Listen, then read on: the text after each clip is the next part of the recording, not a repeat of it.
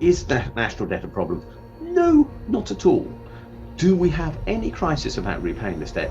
No, not at all. So what is the fuss about the national debt? It's just a number. Hello and welcome to the video. In our last upload we discussed some of the hidden truths about government debt. So today we've got political economist and accountant Richard Murphy online to take a deeper dive into the subject. And if you're new to the channel, my name is Ollie and this is Economics Unlocked. Well, I'm Richard Murphy. We are recording this on the day I have become Professor of Accounting Practice at the University of Sheffield.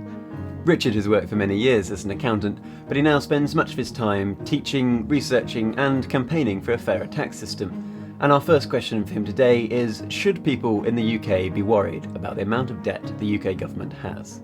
I'm not sure that the UK government has got any debt. I mean, I raise that sort of point, if you like, slightly controversially, but it depends how you define debt. I mean, debt is something that is contractual, that has been provided in the form of a loan which must be repaid, and which has implicit within it the idea that the recipient is dependent upon it to finance their activities. Now, actually, I don't think that those conditions are met by what is often called UK government debt. When the UK had a gold standard, the amount of money in the economy was fixed, based on the amount of gold owned by the Bank of England. But this system came to an end in 1971, and since then there has been no limit on the amount of money the Bank of England can create. So what is debt when the person who supposedly owes the money created the money in which the debt is denominated and can always, as a matter of fact, repay by definition whenever they wish, because they can simply create some more money to make the repayment if ever they were having a little tight cash flow difficulty at the time that it was due? From this point of view, the national debt behaves more like a national savings facility than the type of debts that individuals are used to. The government has to create the money that is in our economy before any of it can be saved. Then actually, the money that is lent to the government was created by the government in the first place, and the borrowing is in fact simply the redepositing of cash created by the government with the Bank of England or other institutions for the sake of providing safe deposit for people's funds. In other words, the national debt is simply a banking facility. People save with the government, that's gilts. They save with national savings and investments, national savings accounts, or premium bond accounts, or whatever. But what is this debt? It isn't debt, it's simply money on deposit. That's all it is. The government is the borrower of last resort. In other words, it is the place where you would want to deposit your money for the greatest security. Why should we worry that people believe in our government so much they want to save with it? Is the national debt a problem? No, not at all. Do we have any crisis about repaying this debt? No, not at all, because we have the ability to make the payment. Have we ever had a default risk since 1694 when it was created? No, never. So what is the fuss about the national debt? It's just a number. The argument here is that it doesn't matter how much debt the UK government has, because this number is just a measure of how much people are saving with the government.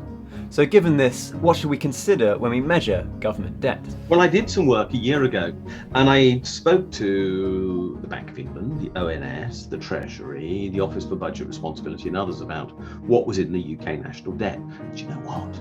They don't know. In fact, the calculation is so opaque that I can't reproduce the number. I actually did this work when they said that for the first time the national debt was true £2 trillion and we should worry about it, which was August 2020. So I went to try and find out what made up the national debt. And I still don't know, and nor can they explain it precisely, which is kind of weird that is the case. It's a very odd amalgam of figures. And actually, by the way, it is not proper accounting. It is single entry accounting, which as a chartered accountant I take great offence at, because for example there are some things in there which appear to simply be in there twice. I think the numbers are wrong. What should we not include in it? Let's keep it simple rather than go down into the detail of that research that I did. The figure that really should not be in there is the money, the bonds which are owned by the Bank of England, issued by the Treasury and repurchased through the process called quantitative easing, QE as it's become known, which has been in use since 2009. The Bank of England has used this process of QE to print money and buy up government debt, We've done a whole video on how this works, which you can check out right after this one, but the key factor here is that the Bank of England is owned by the UK Treasury, which means when the Bank of England buys government debt, the UK government effectively owns some of its own debt. And the Bank of England currently owns nearly £895 billion worth of government debt. Now that's a very interesting situation for a person to be in. Now suppose I had a personal mortgage of £1 million, which I owed to me. Would I worry about repaying that debt? No, because if I had to repay it, I'd write a check out of my bank account and pay it back into my bank account. Would I worry about the interest rate on that debt? No, because I pay it out from myself to myself. And that is exactly what's happening with regard to this 850 odd billion or so pounds, heading for 900 billion pounds worth of debt that is owned by the Treasury, issued by the Treasury. So is that debt? And my answer is, well, if anything's not debt that I've ever seen in my whole life, that's not debt. Do we therefore have debt of around 2.2 trillion-ish, which is the figure that we'll be talking about as a headline number at the time we're recording? No. I would take off at least near enough 900 billion off that. And if I take 900 billion off 2.2 trillion, I come to 1.3 trillion. And that is around 60% of GDP. And who cares?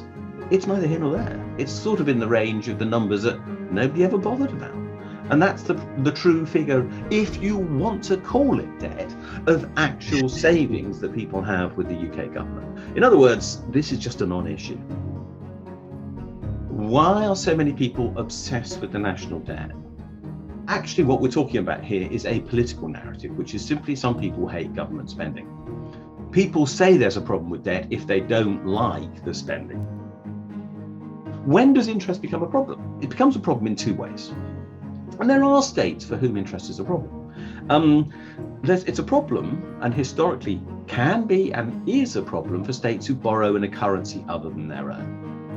If your local currency is francs and you are forced to borrow in US dollars, then if the interest burden on that debt is constant, but the value of your domestic francs, which is all that you can afford to use to pay that debt, goes down, you're going to be using more and more of your domestic product to service an international financial obligation.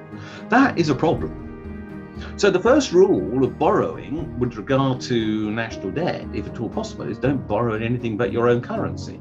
99.5% or more of the UK national debt is in sterling. There's a very little bit in Chinese renminbi. The point is, so long as you borrow in your own currency, frankly, whatever the interest rate is, that currency is still going to flow around your economy. So I don't see the risk of there being a major debt. There is no evidence that there is a shortage of capital for business anywhere in the world. In fact, if you look in newspapers and search on Google, you will find that there is something called a savings glut. The savings glut is the excess capital around the world, the vast amounts of savings that exist that could be used to provide capital for businesses if people chose to provide it to businesses, but for which business has no use because it has got, frankly, no great idea as to what to do with any money at the moment. So there is no crowding out. Business can get all the capital it requires at almost no cost at present because its cost of borrowing is also incredibly low, as is the government. Richard, thank you so much for coming on the channel today. If any of you would like to hear more from Richard, then we'll be posting our full interview with him just a few days after this one. You can also read Richard's blog over at taxresearch.org.uk, where he writes about all sorts of current economic issues. You can even watch Richard's own YouTube videos by searching for Richard J. Murphy on YouTube, and we'll put links to all of those, plus tons of other sources you can read, down below in the description of this video. But otherwise, thank you so much for watching. Have a wonderful day.